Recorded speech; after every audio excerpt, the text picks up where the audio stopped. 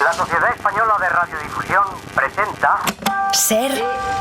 ¡Viva la radio! Podcast. Siempre.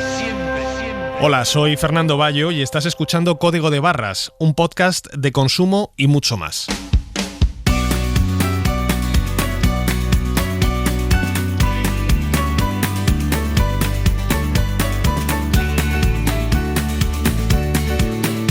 En la cadena SER, Código de Barras, con Fernando Bayo. El cambio climático es una realidad palpable en nuestro campo, especialmente en el sector agrícola, que lidia cada vez con mayor frecuencia con sequías, olas de calor y fenómenos extremos que ponen en peligro cosechas enteras. ¿Cómo va a ser la agricultura española dentro de 10 años? ¿Habrá cultivos imposibles de producir? ¿Estará entre esos cultivos el de la uva? También vamos a hablar de la desaparición de miles de sucursales bancarias y de la proliferación de cajeros automáticos multimarca que ofrecen un servicio accesible, pero cargado de comisiones para los consumidores que presten poca atención. Y hoy nuestro consultorio lo dedicamos a solucionar las dudas sobre la declaración de la renta que nos han trasladado muchos de nuestros oyentes. Esto es Código de Barras. Empezamos. Cataluña atraviesa su tercer año de sequía, la más severa en más de 110 años de registros en la región. Y a pesar de que las lluvias del mes de abril aliviaron parcialmente la situación de algunos pantanos e incluso han permitido flexibilizar las restricciones que afectaban a millones de usuarios en el área metropolitana de Barcelona y en la región de Girona, el campo catalán sufre una de las peores temporadas que se recuerdan. És una pena perquè, escolta, aquí es veu perfectament lo seca que està, aquesta fusta, que està morta. Las viñas del Penedés se han secado en plena primavera y los productores de cava afrontan con enorme preocupación los meses cruciales de su temporada. Compañero de Radio Barcelona, Pol Valero, ¿qué tal? Muy buenas. ¿Qué tal, Fernando? ¿Cómo vas? Pues mira, algo mejor que los agricultores de tu tierra seguramente, porque allí estáis mirando al cielo buscando ese agua de mayo que salve la temporada del cava. Ahora mismo, Pol, ¿cuál es la fotografía sobre el terreno? Mira, la respuesta es que los viñedos están secos. Las lluvias de marzo les han dado un poco de respiro, pero el subsuelo sigue estando muy faltado de agua. Lo cuenta Josep Marrugat, responsable de la viña y el vino del sindicato Unió de Pagesos. Pues ahora mismo las viñas están sufriendo una sequía de 3 años, ¿ya? Zonas, variedades o parcelas que están con las cepas secas prácticamente, han muerto, y otras pues con irregularidad en la brotación y en todo caso con una evidente falta de vigor. Nos recordaba también que en invierno ya vieron que los brotes eran muy pequeños y tuvieron que eliminar algunos para que los otros pudieran crecer. En general nos explicaba que está siendo una campaña dura. Plantar viña con estas sequías pues nos ha obligado a hacer aportaciones de agua extras, a regar con métodos rudimentarios y a padecer unas temperaturas muy elevadas con el terreno muy seco, que nos ha producido también bastantes bajas a nivel de las viñas recién plantadas. Esto pues conlleva replantar al cabo del año, volver a regar. Según el sindicato, la sequía acabará con un 15 o un 20% de los viñedos, por eso pronostican una cosecha escasa. Si la producción media por hectárea antes era de unos 8.000 kilos, ahora se mueven alrededor de la mitad, de los 4.000 kilos. Había viñedos que producían hasta 12.000 kilos de uva por hectárea. Esto es ahora mismo como ciencia ficción. En total se podrían llegar a cosechar 40 millones de kilos menos en toda la denominación de origen, y la patronal del cava calcula que podría haber hasta 60 millones de botellas que no se podrían elaborar. Doncs mancarien, respecte a les ventes actuals, uns 60 milions d'ampolles. Cuenta Joaquim Tosas, presidente de AECAVA, que es aproximadamente una cuarta parte de las ventas. I això és dramàtic, sobretot a llarg termini. De momento, los agricultores que han producido menos de 8.000 kilos por hectárea están esperando a que les paguen una ayuda extraordinaria por sequía. El gobierno de la Generalitat acordó un paquete de 20 millones de euros destinados únicamente a los viñedos. Pero aparte de esas ayudas públicas, supongo que el sector del cava estará estudiando ya otras medidas para tratar de compensar esa merma que decías que llega hasta el 50% de la producción este año. Sí, por ahora el Consejo Regulador del Cava ha aprobado 3 medidas extraordinarias por unanimidad que solo serán válidas para la vendimia de 2024. La idea es que cada bodega pueda crear un fondo de provisión de vino base para usar en caso de emergencia. amb la quantitat que alliberi, la bodega tindrà la capacitat d'utilitzar aquest vi base ja qualificat com a cava. Explica el presidente de la DEO Cava, Javier Pagés, que la entidad tendrá que autorizar este uso de vino base extra para hacer cava.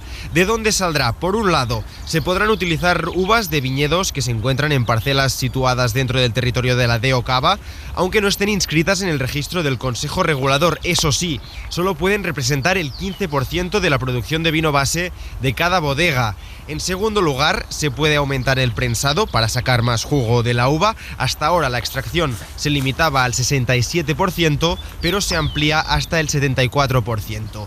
Y por último, si hay algún viñedo que tiene un alto rendimiento, el tope de producción no será de 12.000 kilos por hectárea, sino que se ampliará hasta los 15.000 kilos. Las medidas que se han tomado desde el Consejo Regulador y sí que son las máximas, ya se ha ido al límite de lo que es el pliego de condiciones del reglamento de la propia denominación de origen para intentar tener el máximo de uva posible y de vino dentro de la misma zona de producción de la denominación de origen. Desde Unió de Pagesos reivindican que no se puede flexibilizar más la producción sin sacrificar la autenticidad del cava. De momento el Ministerio baraja opciones como usar uvas que no estén dentro de la denominación de origen o variedades que inicialmente no estaban calificadas para cava. Pues Paul, muchas gracias y a ver si nos vemos pronto y nos tomamos un cava. Yo te invito, ¿eh? No, cuando quieras te invito yo, Fernando. Un abrazo.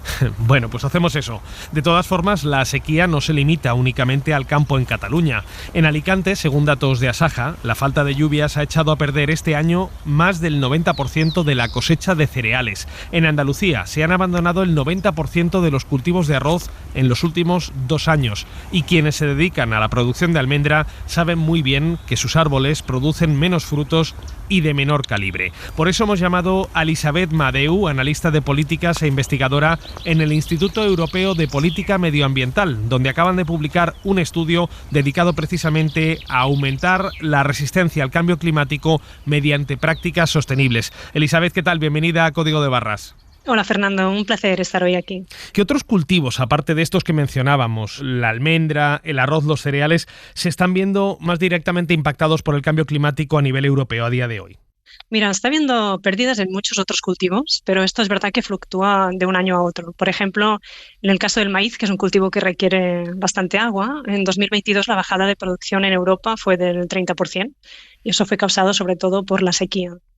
Y este año, por ejemplo, se prevén pérdidas en producción de naranjas, pero esto es tanto a nivel de calidad como de cantidad, porque la sequía afecta a los dos. Y entonces las causas son diversas. Bueno, claramente para el cultivo de naranja en España pues ha sido la sequía, pero luego se juntan otras cosas. En los viñedos italianos, por ejemplo, ha habido un exceso de precipitación que ha causado problemas con la incidencia de hongos. Entonces, son todos estos diferentes problemas que se juntan y que van a depender según la zona donde nos encontremos. El informe que habéis publicado tiene una perspectiva a nivel europeo, pero me gustaría tratar de entender a nivel español cómo va a impactar el cambio climático en los cultivos más habituales en nuestro país. ¿Vosotros podéis anticipar cómo va a ser la agricultura en España de aquí a los próximos 5 o 10 años? ¿Qué productos se van a ver más impactados si no lo están siendo ya por el cambio climático, por esa subida de las temperaturas y esa falta de lluvias? Sí, así es difícil decir a nivel general, pero claramente lo que son cultivos de secano se verán más afectados que los de regadío, ¿no? Evidentemente, porque esos ya tienen una fuente de agua, una entrada de irrigación.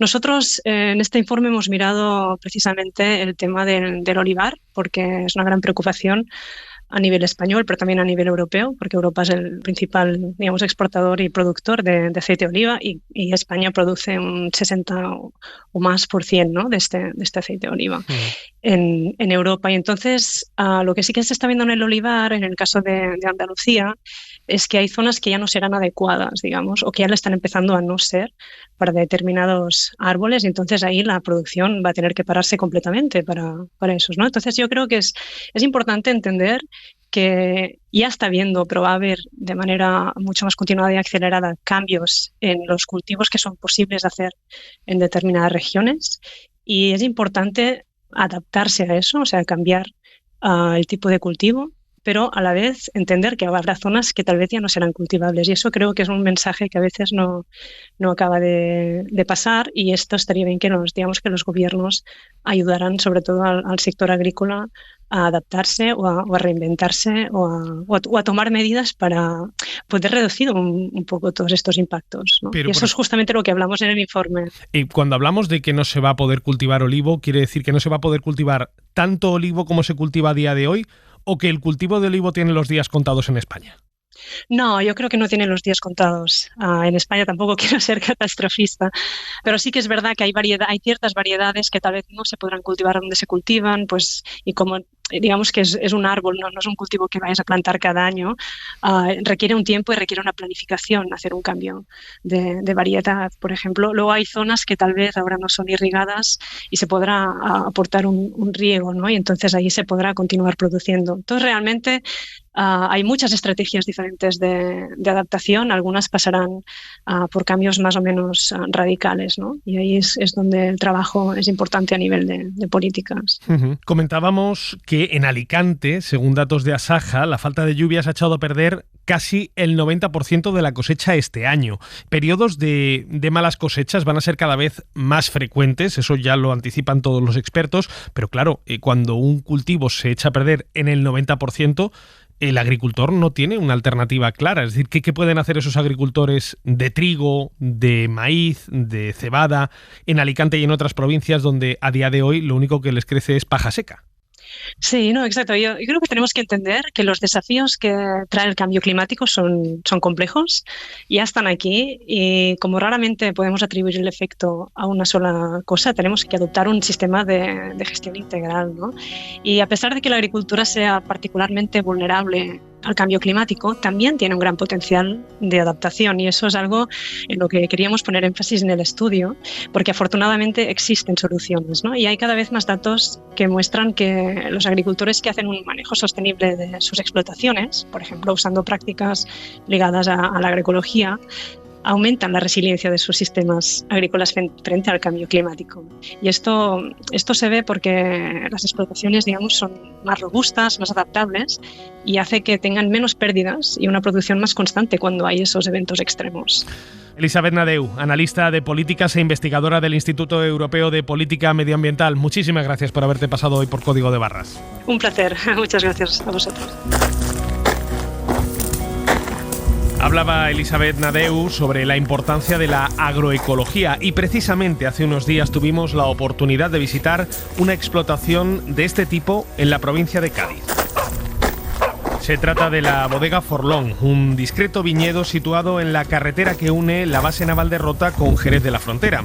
Alejandro, hola, ¿qué tal? ¿Cómo estás, Fernando? Allí nos reunimos con el enólogo Alejandro Narváez. Bueno, cuéntame, ¿hace cuánto tiempo que estáis vosotros en esta bodega? ¿Cómo llegasteis aquí a Forlón? Bueno, en nuestro caso fue un poco casualidad. En 2007 la familia de mi mujer de Rocío compró esta finca. Era una finca de cultivo extensivo, en aquel entonces no había nada plantado. Él y su pareja llevan más de una década produciendo vino ecológico y aplicando técnicas sostenibles para hacer frente a la escasez de lluvia y a las olas de calor que cada vez son más intensas. Lo que da un poco de miedo es que, por ejemplo, tengo un vecino aquí a 3 kilómetros que se llama Curro, de una finca mítica que se llama La Blanquita, y un hombre que lleva 80 vendimias. Y él mismo me dice, es que esto que estamos viviendo ahora no lo he vivido en mi vida. La preocupación de Alejandro está más que justificada. El año pasado, la sequía mermó a la mitad su cosecha de uva. Otros años el problema ha sido la gota fría, que destroza el suelo de tierra albariza sobre el que arraigan sus vides. Cuando estamos tan cerca del agua, normalmente sufrimos mucho de gotas frías, ¿vale? Mucha agua cae en muy poco tiempo. Y eso al final en los suelos, sobre todo cuando están labrados, produce mucha erosión.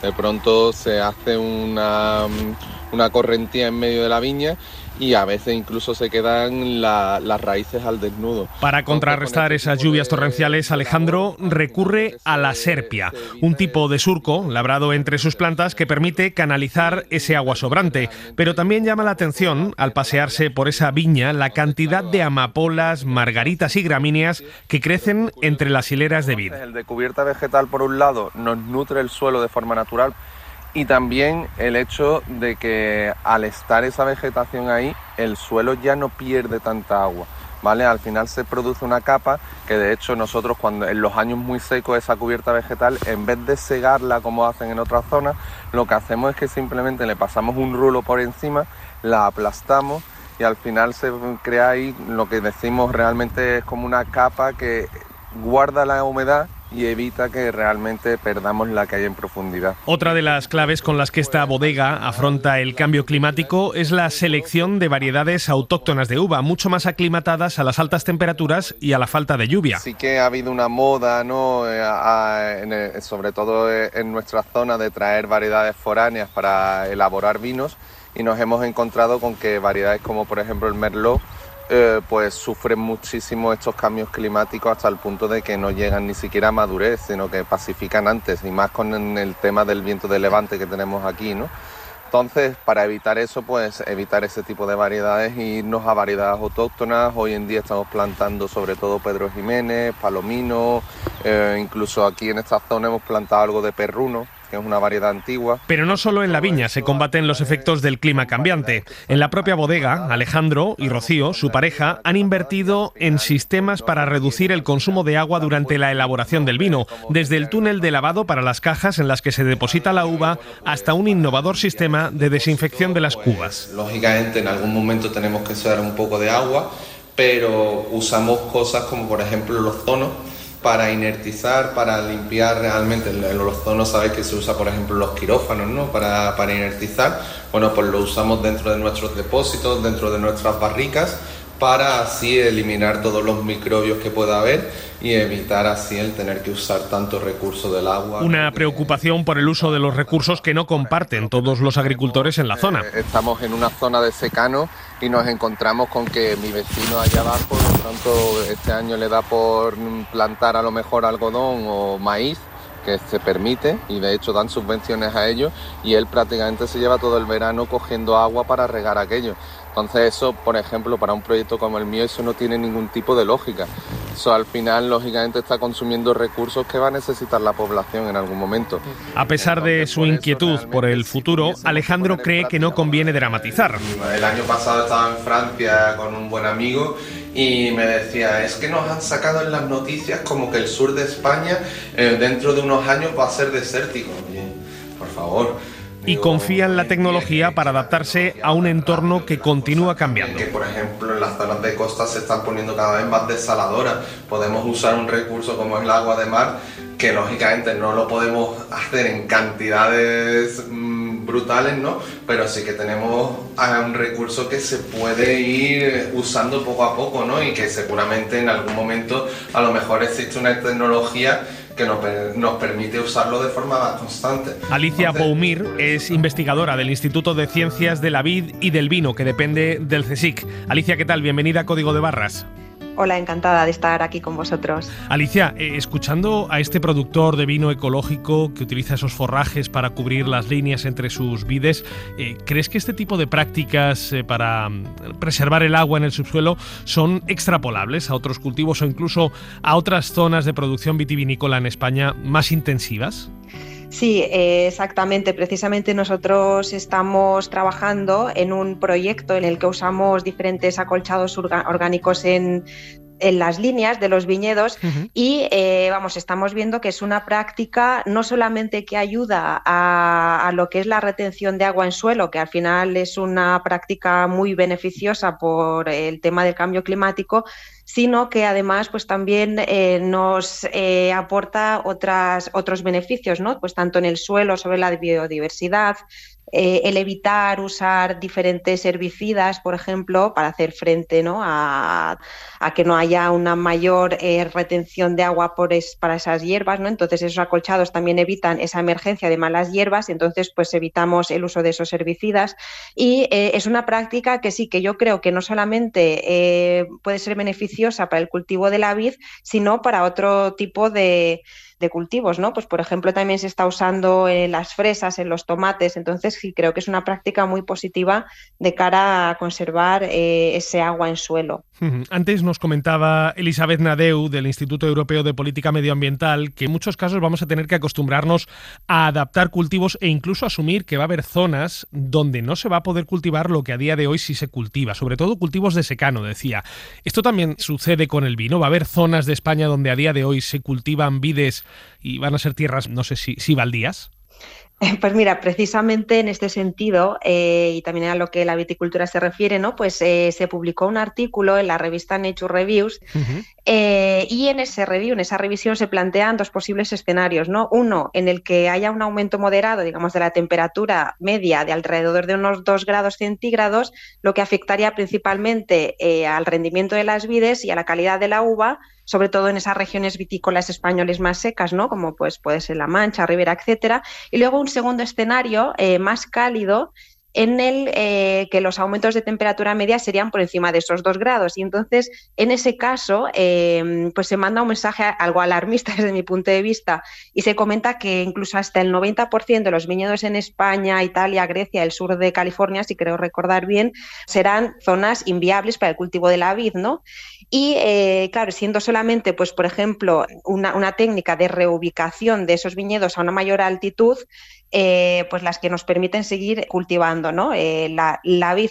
Sin embargo, pues no sé, yo creo que la vid es una especie bastante resiliente y al final pues lleva con nosotros muchísimos siglos, ¿no? Y ha demostrado pues su capacidad de adaptación, y luego pues con todas las técnicas de manejo que nosotros podamos aportar a este cultivo, pues creo que vamos, que no hay que ser tan alarmista y que sí que se va a poder seguir cultivando, evidentemente adaptando ese cultivo a las nuevas condiciones. No sé si la adaptación de los cultivos pasa únicamente por la selección de las variedades que se cultivan o también por reducir la producción.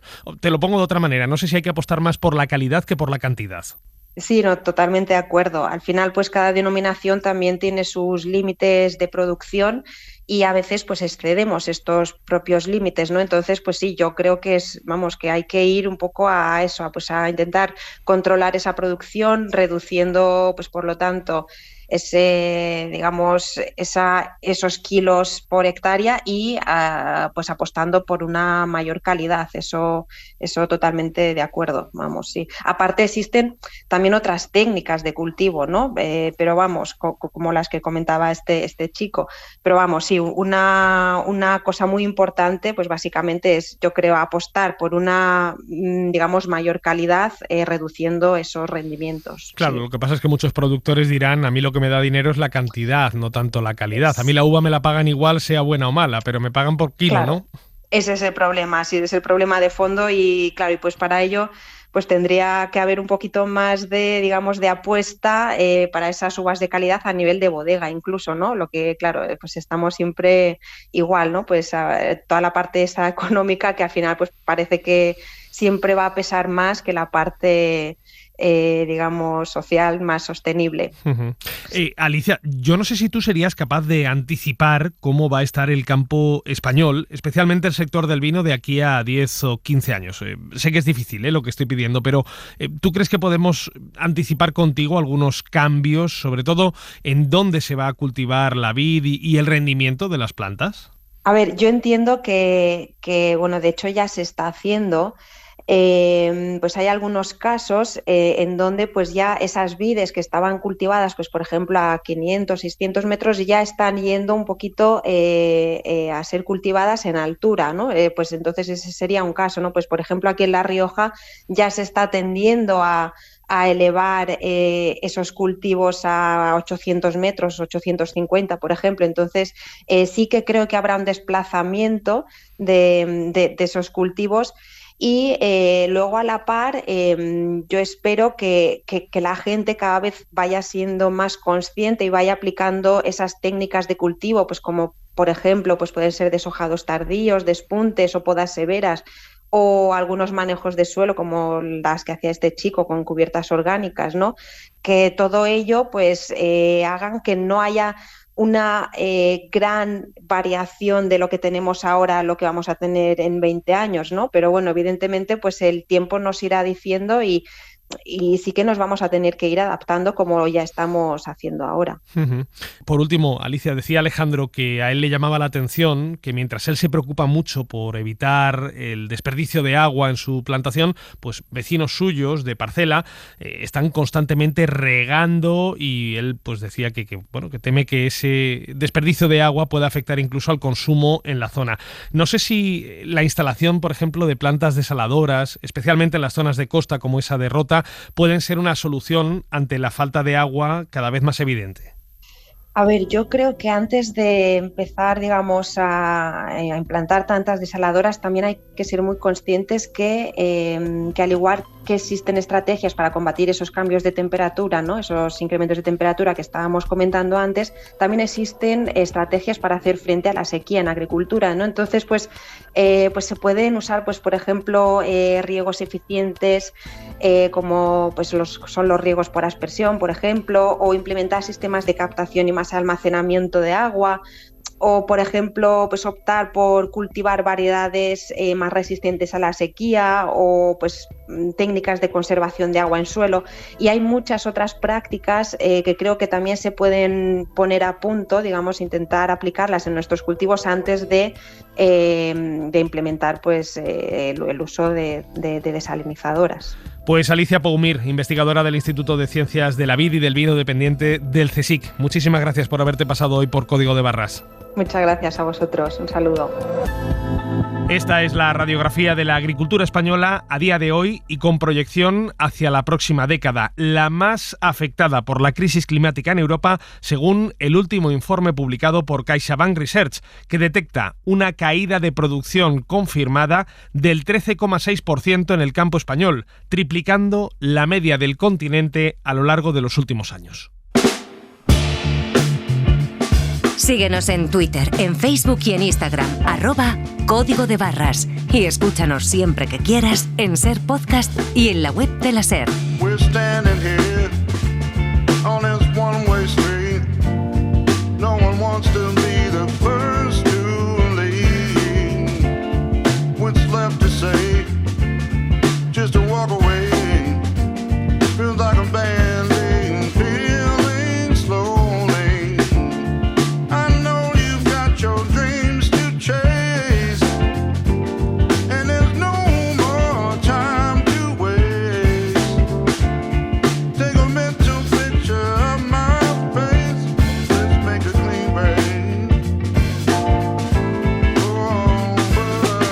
Código de Barras.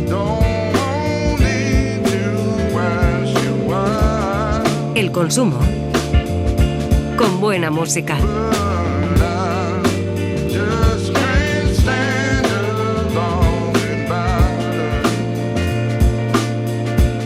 En España, desde el año 2008, desde la crisis financiera, han cerrado casi 30.000 oficinas bancarias. Apenas quedan ya 20.000 abiertas en todo el territorio. David González, ¿qué tal? Muy buenas. Hola, Fernando, ¿qué tal?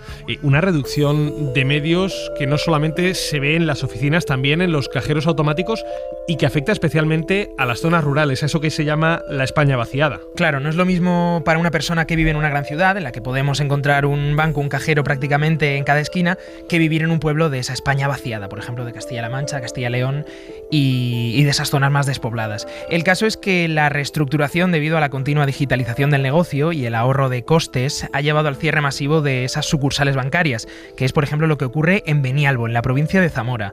Para sacar dinero allí han de desplazarse a alguno de los cajeros de los pueblos de alrededor. El más cercano está a 15 kilómetros, lo cuenta Soco. La gente joven, como te dije antes, lo tenemos más o menos bien porque coges el coche, la mayoría de la gente joven tiene coche y va a sacar dinero. Pero la gente mayor es más complicado. Entonces lo que te digo, Toro le han proporcionado una furgoneta. A Moraleja ya es que la gente mayor ya le tiene que pedir el favor al vecino, al familiar o simplemente al hijo. Y para ir a Zamora tienes una línea de autobús a las 9 de la mañana, otra a las 4 de la tarde. Y aquí, pues como te dije, viene la caja rural cada 15 días pero la que tenga otro banco pues no tiene facilidad aquí en el pueblo. Castilla y León es la comunidad más afectada por esa desaparición de oficinas y las ofimóviles, esas furgonetas que pasan de vez en cuando, no son suficiente. Una tendencia que no se está viendo solo en las sucursales con los empleados, que cierran a un ritmo de 1 cada 2 días.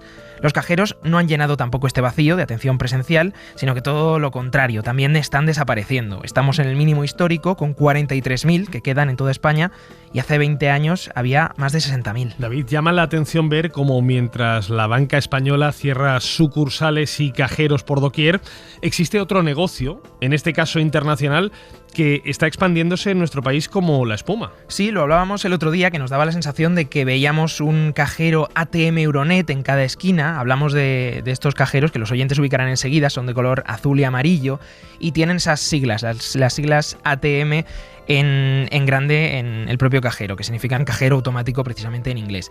Llegaron a España en 2012 y desde entonces han instalado más de 3.500 cajeros, unos pocos menos, para que te hagas una idea, que BBVA. Eso sí, están muy por detrás de los 13.000 que tiene CaixaBank y los 7.000 de Santander. ¿Y por qué hay cada vez más cajeros, más máquinas de estas ATM? Si la tendencia de la banca es precisamente la contraria, la de ir cerrando sucursales y cajeros, ¿por qué cada vez más hay máquinas como esas? Pues hay dos motivos principales. Por un lado, la facilidad que hay para instalarlos, y por otro lado, lo que hablamos, la desertificación bancaria que estamos viendo en nuestro país. Ellos en su página web tienen 3 públicos objetivos. Por un lado están otros bancos, por ejemplo aquellos que no tienen una red extendida por España, como los que funcionan de manera online, como ING Direct. Después también se dirigen a negocios y lo hacen de manera muy gráfica en su web. Dicen textualmente: haga negocio con un ATM en su comercio. Y ahora entenderás esto. Esos comercios en los que se instalan van desde las tiendas de un barrio de aquí de Madrid hasta grandes aeropuertos, estaciones de tren, y se sitúan también junto a restaurantes o supermercados. Allí se los encontró, por ejemplo, Manuel estando de viaje. El ATM en Estocolmo me vino súper bien. A ver, súper bien. Bueno, era la mejor opción que tenía, ¿no?, para sacar dinero, porque no había otro sitio. Que bueno, me clavaron con la comisión, la verdad. O sea, me salió una comisión súper alta. Pero bueno, que no tenía otra opción, la verdad, al menos pude sacarlo. Ese es el truco, están en ese lugar que te pilla de paso, a la vista, y al final es la opción más a mano en el momento en el que necesitas dinero en efectivo. Euronet lo vende como un reclamo para que el negocio sea más visible, y además ofrecen una atractiva renta mensual en forma de alquiler, lo dicen ellos mismos. Es decir, que te lo instalan gratis y además se ocupan del mantenimiento. ¿Cómo? Explícame eso. ¿Ellos no ganan nada por instalarse entonces en un punto concreto, en una tienda o en un supermercado? Claro, aquí está el secreto de su éxito. Así se explica la facilidad con la que se están expandiendo. Otro dato llamativo con el que se han encontrado algunos usuarios usando estos cajeros en el extranjero, lo leíamos en algunos blogs de viajes, es que al cancelar una operación les cobraron una pequeña cantidad por simplemente utilizar el cajero sin hacer ninguna operación. Esto, cuenta Carlos Cuatrecasas, socio de estrategia de sector financiero de la consultora KPMG, no deberíamos encontrarlo en España porque es ilegal. Por la simple consulta, es decir, si finalmente no hay una transacción, no hay una disposición de efectivo, ni un ingreso, ni se realiza ningún tipo de operación, la consulta de la información tiene que ser claramente gratuita, ¿no? Y en España está revisado y regulado por el Banco de España, y si hubiera alguna mala praxis es perseguida, ¿no? No es algo que debamos esperar en España. Los 3 públicos objetivo de Euronet, decíamos, son otros bancos, negocios, y el tercero son los municipios. Euronet ha visto en la desertificación bancaria de España, de la España rural, un filón para seguir instalándose. En Busot, un pequeño pueblo de 3.000 habitantes en la montaña alicantina, su alcalde, Alejandro Morant, decidió instalarlo hace poco tiempo. Que el Banco Sabadell decidió cerrar la única oficina que nos quedaba en el municipio, pues teníamos que prestar servicio. Afortunadamente pudimos contactar con esta empresa que, bueno, pues aceptó la instalación de este cajero, que sobre todo pues buscaba dar servicio a la población más mayor, ¿no? Aunque tuvimos que formarlos en el manejo de tarjetas de crédito y demás, y bueno, conseguimos también al final que el Banco Sabadell también dejara otro cajero. Está claro que en este contexto de cierre masivo de bancos, Euronet se erige como una de las pocas alternativas en estas zonas despobladas. Aún así, los usuarios se encuentran con esa sorpresa, con la sorpresa de la comisión, que es lo que le ocurrió a Julia. Necesitaba sacar dinero, estaba en un pueblo pequeño y vi un cajero de ATM.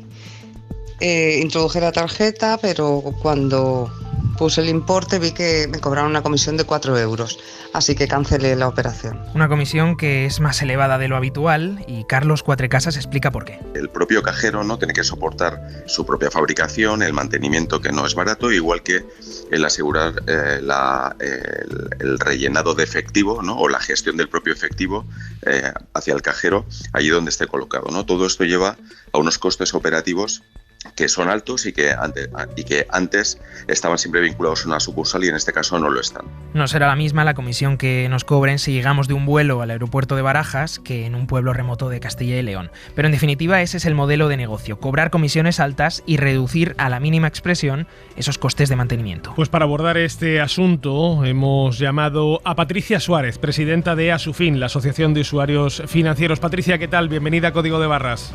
Encantada, muchas gracias. Patricia, este panorama que nos estaba describiendo mi compañero David, ¿os resulta preocupante el hecho de que cada vez haya menos sucursales bancarias tradicionales disponibles en muchos pueblos de España y que proliferen algunos servicios como estos cajeros automáticos que a lo mejor cobran comisiones un poco por encima de lo que estaban acostumbrados algunos clientes? Sí, nosotros ya llevamos bastante tiempo trabajando en la exclusión financiera, sobre todo en el ámbito rural, y desde que Carlos San Juan inició su campaña Soy mayor, no idiota, pues afortunadamente los bancos, las entidades financieras se han puesto manos a la obra. El problema es que una de las alternativas son estos cajeros multimarca, es decir, que no están asociados a ningún banco en concreto, y esto hace que para que sea rentable las comisiones sean más elevadas porque no tienes bonificación de tu propia entidad. Si no tiene uno cajeros tradicionales de entidades que desaparecen de los pueblos y tiene que limitarse a estos cajeros multimarca que, como dices, pueden tener comisiones más altas, claro, básicamente lo que estamos abocando a la población rural es a pagar más por el mismo servicio, por extraer dinero. Sin ninguna duda. Al final, poner un cajero para un banco, para que nos hagamos una idea, cuesta unos 10.000 euros al año. Y esto en muchos pueblos objetivamente no es rentable. Nos olvidamos de la función social que tienen los bancos y que los bancos es verdad que es un negocio regulado, pero que es un negocio que obtiene unos beneficios muy concretos por parte de la sociedad. Y en ese sentido sí que creemos que debían responder llegando a acuerdos para poner un cajero multimarca, pero que ese cajero multimarca no supusiera un coste mayor para estas personas que viven en lo que se denomina la España vaciada, porque ya de por sí están sufriendo una merma en la calidad de los servicios y en la cantidad, porque como digo, muchas veces se tienen que desplazar o no tienen una oficina, como para que encima les salga más caro. Ya, porque la digitalización bancaria no alivia esa situación de falta de locales. Estábamos escuchándolo antes, que muchos usuarios pues necesitan acercarse a una sucursal, a un banco, un contacto personal con un cajero que les pueda resolver en un momento determinado una duda o una gestión que no son capaces de hacer a través de su página web. Sí, sin ninguna duda alivia para aquella gente que está más digitalizada, para esas generaciones que incluso les da pereza ir a una oficina, pero no alivia para una generación que directamente exige el derecho a mantenerse en una burbuja analógica porque consideran que ya han llegado tarde y que ya se sienten muy forzados, muy obligados y no quieren hacerlo. También es el acceso al efectivo. Nosotros también defendemos el derecho al acceso al efectivo, porque el efectivo supone, en primer lugar, la privacidad de nuestros datos, la privacidad de qué hacemos con nuestro dinero y con nuestra vida. Esto habrá gente que diga, si no tienes nada que ocultar, no, mire, es que no se trata de que tenga nada que ocultar, yo no tengo nada que ocultar. El problema es que los datos son un negocio. Y utilizar un dinero digital significa que alguien, sea una entidad bancaria, sea una entidad de crédito, el dueño de la tarjeta, sabe en qué te estás gastando tu dinero y en dónde, y va a utilizar esos datos para ofrecerte luego unos productos y servicios, en definitiva, para hacer dinero a tu costa. Y esto es importante saberlo, que nada es gratis en esta vida. Los datos tienen una importancia capital. Y luego también imaginemos que un día se cae Internet, se cae el sistema. ¿Qué haces si no tienes un billete en la mano? Con una tarjeta, con un pago digital, pierdes totalmente la noción de tus ingresos y de tus gastos y puede generarte en un momento determinado una espiral de sobreendeudamiento o una falta de conciencia de tu economía real. En fin, son muchos los elementos que nos piden que se garantice este acceso al efectivo, que además, como digo, es una reivindicación ciudadana desde hace muchísimo tiempo y por la cual desde Europa en ningún momento se plantea la desaparición del efectivo. Pues Patricia Suárez, presidenta de Asufin, la Asociación de Usuarios Financieros de Servicios Financieros, muchísimas gracias por haberte pasado hoy por Código de Barras. Todo lo contrario, un placer. David, nos hablaba nuestra invitada de la importancia de disponer de dinero en efectivo, de tener ese dinero físico, contante y sonante. Y sin embargo, la tendencia de los bancos es la contraria, ¿no? La de ir reduciendo y haciendo, como decíamos, cada vez más digital el mundo bancario. Claro, de hecho la idea es eliminar todo lo físico y hacerlo todo de manera telemática. Los cajeros se han ido adaptando y han instalado receptores contactless para que podamos, por ejemplo, sacar dinero sin introducir nuestra tarjeta. O sea, que ya no voy a tener que llevar la tarjeta en la cartera. Exactamente. En los últimos años hemos ido dejando de lado las tarjetas en físico, por ejemplo, para hacer pagos en un restaurante, en un comercio, etcétera. Eso sí que lo habrás visto y lo utilizamos muchos. Pero el siguiente paso es el chip NFC. Es una tecnología de comunicación inalámbrica de corto alcance que permite la transferencia de datos entre los dispositivos cercanos el uno al otro. La diferencia tiene que ser de unos pocos centímetros.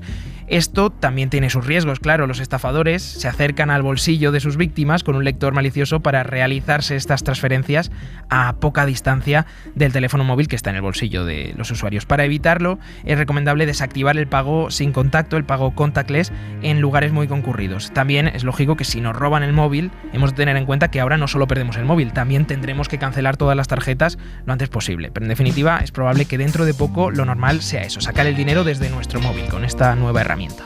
Pues David González, muchísimas gracias. A ti. En unos segundos abrimos nuestro consultorio. Si usted tiene cualquier duda o reclamo de consumo, envíenosla a códigodebarras@cadenaser.com o escríbanos un WhatsApp al teléfono del programa al 679 01 7014.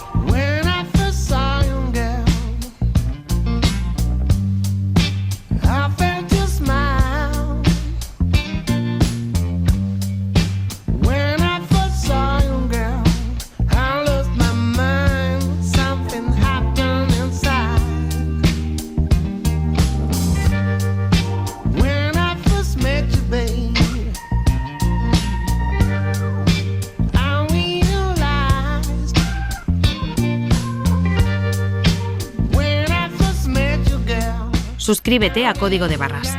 Todos los episodios y contenidos adicionales en la app de Cadena Ser y en nuestros canales de Apple Podcast, Spotify, iVoox, Google Podcast y YouTube.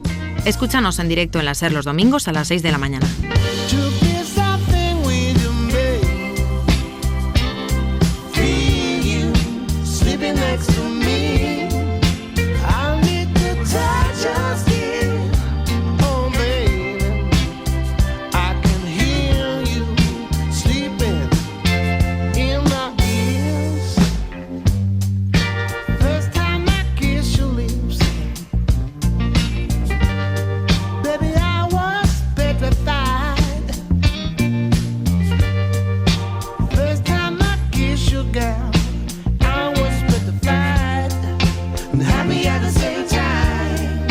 Código de Barras. Un programa de consumo y mucho más. Abrimos ya nuestro consultorio. Esta semana algo distinto porque lo vamos a dedicar a resolver las dudas de algunos oyentes del programa sobre la declaración de la renta.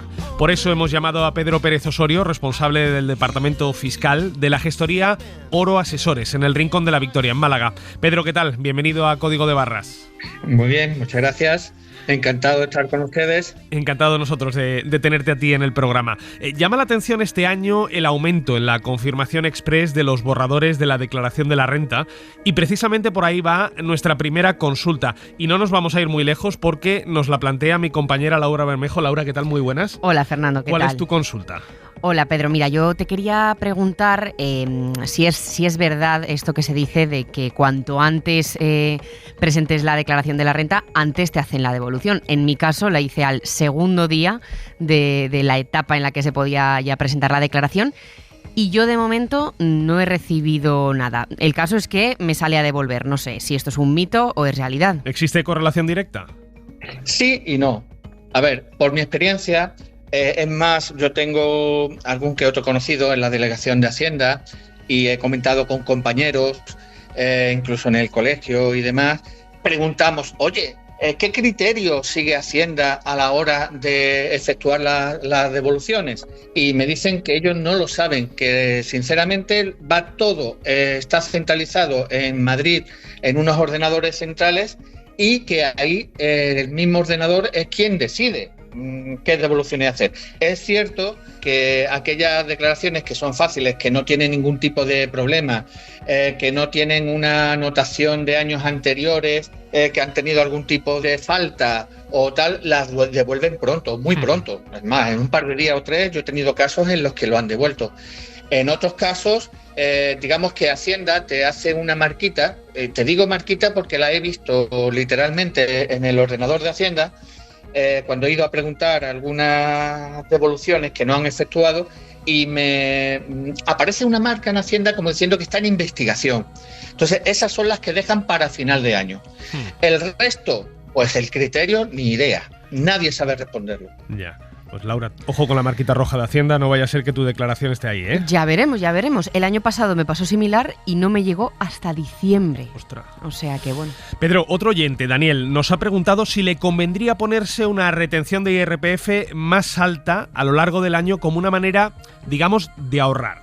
Hola, a mí me interesa mucho saber si es útil o puede servirme el hecho de subirme un poco la retención del IRPF para que así cuando llegue la declaración de la renta con esa retención un poquito más alta a lo largo del año, pues no sé si decir ahorrar, pero que me funcione como algo parecido a un ahorro, no sé si es útil. ¿Conviene ese tipo de retención alta para que nos salga a devolver la declaración o es mejor, Pedro, que a lo largo del año apliquemos un tipo bajo? Verás, yo lo que le suelo decir a la gente que es una hucha, que si tú te retienen algo más de lo que te pertenece, de lo que establecen las tablas de Hacienda, es una huchita la que tú tienes, que cuando llega el verano pues tienes un poquito más de dinero para usarlo para bien irte de vacaciones o para lo que quieras. Claro está que ahí depende de cada uno. Yo siempre una decisión que tienen que tomar cada uno. Oye, ese dinero que tú estás guardando en la hucha es algo que no estás disponiendo mensualmente, y si te hace falta mensualmente porque tu economía está regular, pues ¿para qué vas a tener más retenciones de las que te pertenecen? Si tú empiezas en enero del 2024, esa devolución no te la van a hacer como mínimo hasta julio, agosto del año 2026, es decir, va a transcurrir un año y pico. Ya eso depende de tu economía y de lo que tú quieras hacer, pero realmente es una decisión que tiene que tomar cada uno en función de su economía. Un último oyente, Mario, nos cuenta que ha invertido en la compra de criptomonedas que tiene guardadas en un monedero electrónico. Hola, bueno, yo quería plantear una pregunta. Yo he invertido en criptomonedas y, bueno, pues quería preguntar si este dinero lo tengo que tributar aparte o tengo que hacer cualquier cosa diferente a lo habitual, o esto no se considera una inversión. No sé si le podemos dar una respuesta a Mario. ¿Tendría que tributar por ese dinero digital o no se considera una inversión? A ver, el tema de las criptomonedas es algo nuevo, nuevo. Ya lleva unos años, pero evidentemente Hacienda cuando ha querido controlarlo es hace 2-3 años cuando quiere más control. Entonces las criptomonedas sí hay que declararlas, todas, aunque tuvieras un solo euro, ¿vale? El tema de la compra de joyas, supuestamente como el resto de los bienes muebles, si tú compras con el pensamiento de vender y has obtenido beneficio, deberías de declararlo, no solamente las joyas, sino también los típicos estos de Wallapop, de cualquier red de estas de compraventa, todo lo que tú vendas, que obtengas beneficio, es decir, que el valor que tú tengas de venta sea superior al que tú lo tuviste o lo compraste, en ese momento tendrías que declararlo como un incremento de patrimonio. O sea, que es cualquier cosa que tú vendas de la que has obtenido beneficio, sea lo que sea, siempre. En el tema de las criptomonedas hay una casilla específica, porque quieren tener el control de las criptomonedas. Para esa sí hay una casilla específica. Para lo demás iría todo como incremento o disminución patrimonial. Pero Hacienda entonces no se le pasa una. ¿Es infalible Hacienda o también comete errores, Pedro? Efectivamente, Hacienda comete bastantes errores. Es cierto que en Hacienda hay una coletilla en el borrador en el que te dice que eres tú quien tienes que comprobar que todos esos datos son correctos. O sea, ellos se lavan la mano y dicen, oye, yo tengo estos datos. Si tú crees que hay alguno que no es correcto o que debes de modificar o incorporar, porque también hay veces que no vienen, bastante a menudo no aparecen, por ejemplo, el tema de las ventas de las viviendas, o bien porque son de final de año y no le ha dado tiempo a ellos incorporarlo, o por cualquier otro motivo. Entonces, te advierten, entonces tú estás obligado a hacerlo, pero es cierto que la mayoría de las veces, si no modificas ese dato que tiene Hacienda, sales perdiendo, siempre, casi siempre. Ya. Y supongo que vienen muchos clientes estos días pidiéndote que hagas, a ver, vamos a llamarlo malabares con la declaración. No sé si incluso algunas veces te piden cosas de dudosa legalidad. ¿Tú alguna vez has tenido que negarte a firmar la declaración de la renta de algún cliente? Sí. De hecho, creo en algunos, no muchos, pero sí que ha habido varias veces en las que me he negado. Porque, verás, no sé si lo sabéis, pero los asesores somos responsables solidarios de las declaraciones que presentamos. Entonces, dependiendo de lo que quieran que le haga, pues claro, yo puedo hacer cualquier cosa. En la declaración puedo hacer cualquier cosa. Otra cosa es que Hacienda te lo detecte y te sancione y te diga, oye, pues mira, esto así no es, ¿no? Entonces, puedo hacer muchas cosas. El que viene y me dice, oye, hazme una trampilla, bueno, yo la trampilla se lo hago. Eso sí, le mando un correo junto con la declaración hecha en la que le digo, he confeccionado la declaración de las rentas en base a los datos que tú me has facilitado y reconoces que hay un par de datos que no son correctos para yo salvar ese detalle en el que me puede involucrar Hacienda en este caso. ¿Entiendes? Es decir, sí, yo me he negado en algunos casos. Han venido gente de muchas formas y sobre todo los que quieren estafar claramente, porque lo que quieren es estafar, no solamente con renta, es en todos los impuestos en general. Y la verdad es que lo pasan mal porque casi te obligan, ¿sabes? O sea que trato con mucha gente. Además, esto es un pueblo también, encima, es un pueblo, que en los pueblos es distinto a las ciudades, un poquito más. Y aquí vienen contándome historias, bueno, no os podéis imaginar, si un día, si queréis, os cuento historias que serían para no acabar. Y sí, suelo reconocer la gente que quiere hacer las cosas mal o las cosas bien. Pues Pedro Pérez Osorio, responsable del Departamento Fiscal de la Gestoría Oro Asesores en el Rincón de la Victoria de Málaga. Muchas gracias y esperemos que no te tengas que encontrar este año con mucha gente que te pida hacer esas trampas en la declaración. Encantado y que paséis un buen día. Por cierto, Pedro, ¿has presentado ya tu declaración? No, yo de los últimos. La presento prácticamente el último día porque además me lío a presentaros de demás y claro, en casa de herrero, cuchillo de palo, ¿no? Pues eso. Pues Pedro Pérez Osorio, responsable del Departamento Fiscal de Oro Asesores en el Rincón de la Victoria en Málaga. Una vez más, muchísimas gracias. De nada, encantado. Recuerden que el plazo para presentar la declaración a Hacienda acaba el próximo 1 de julio. Por cierto, ya está disponible el servicio de atención telefónica y a partir del 3 de junio se podrá confeccionar la declaración presencialmente en las oficinas de la agencia tributaria. Eso sí, para ser atendido tanto por teléfono como presencialmente hay que concertar previamente una cita, bien sea por internet o llamando a los números de teléfono de la agencia tributaria. Se los digo, anoten 91 535 7326 o 901 12 12 24. Son los números en los que ustedes pueden solicitar esas citas previas con la que podrán hacer la declaración de la renta de una forma atendida. Recuerden la fecha tope, 1 de julio.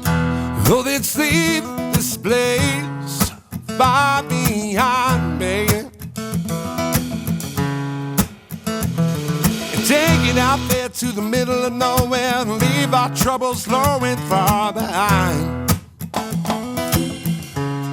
Código de Barras. Put your hand in my back pocket and let's dance to the rhythm of the rain as it falls down. El consumo en la SER.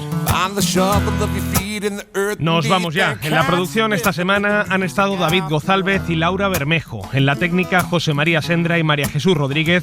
Y en el diseño sonoro, Marcos Granado. Ya saben que pueden recuperar todos los episodios del programa en SER Podcast y seguirnos en las principales plataformas de audio y también a través de la web de la SER.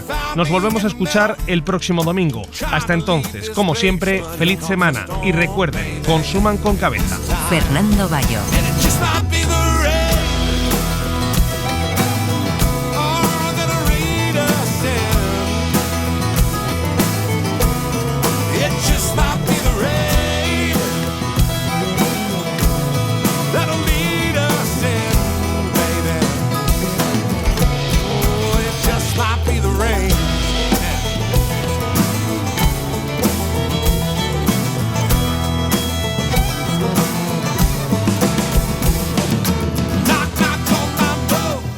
Feel it.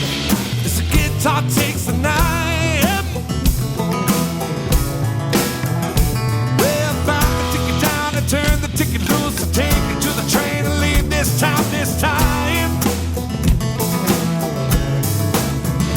Cause down here on the corner, I saw Jesus burning sage, shaking hands with the devil, trying to make their getaway.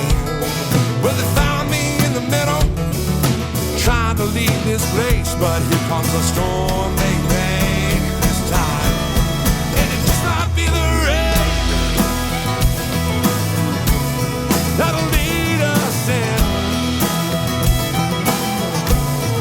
It just might be the rain that'll lead us in, baby. Oh yeah, it just might be the rain.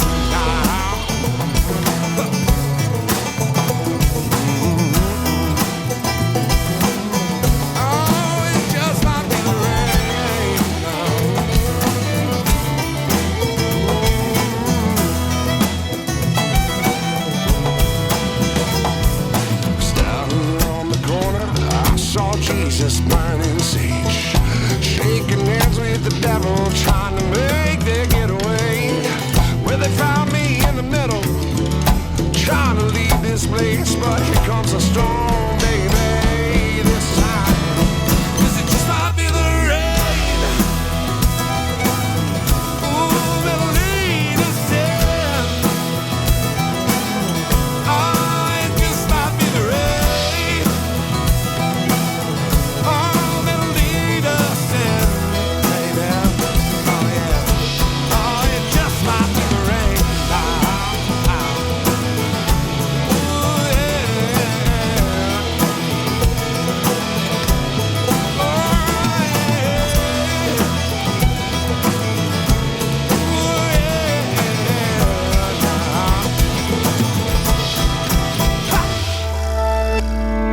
Cadena SER.